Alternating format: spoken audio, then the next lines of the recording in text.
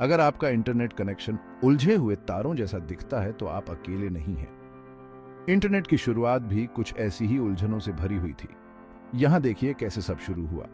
Internet का सफर एक अद्भुत यात्रा है जो हमें 1960 के दशक में ले जाती है। जरा सोचिए, 1960 का दशक है और कंप्यूटर्स पूरे कमरे के आकार के होते थे।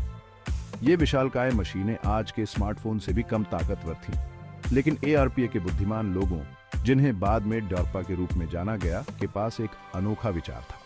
क्यों ना इन विशालकाय मशीनों को जोड़ा जाए। और 1969 में लीजिए आर्पानेट का जन्म हुआ, जो इंटरनेट का जनक बना। यह एक क्रांतिकारी कदम था जिसने संचार के तरीके को हमेशा के लिए बदल दिया। उस समय मैसेज भेजना उतना आसान नहीं था जितना आज सेंड दबाना। हर संदेश को भेजने के लिए बहुत मेहनत करनी पड़ती थी। कल्पना कीजिए, हेलो कहने के लिए कोड की लाइनें लिखनी पड़ती थीं। यह एक जटिल प्रक्रिया थी, लेकिन यह शुरुआत थी। लेकिन हाँ, यह एक बहुत बड़ी बात थी। यह एक नई दुनिया के दरवाजे खोलने जैसा था, जहां जानकारी का आदान प्रदान संभव हो सका।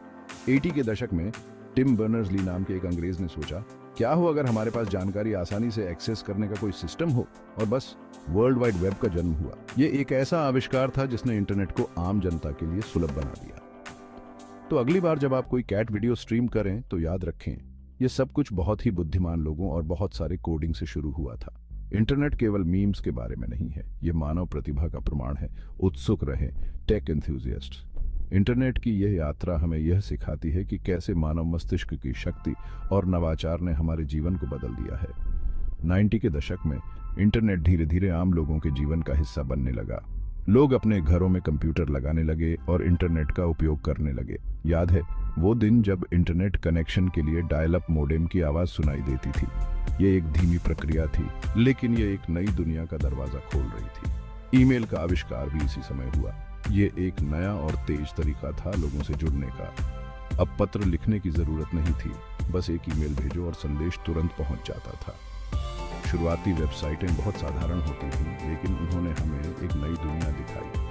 HTML के माध्यम से लोग अपनी खुद की वेबसाइट बना सकते थे और जानकारी साझा कर सकते थे। फिर सर्च इंजन आए जिन्होंने इंटरनेट को और भी उपयोगी बना दिया। अब आप किसी भी जानकारी को आसानी से खोज सकते थे।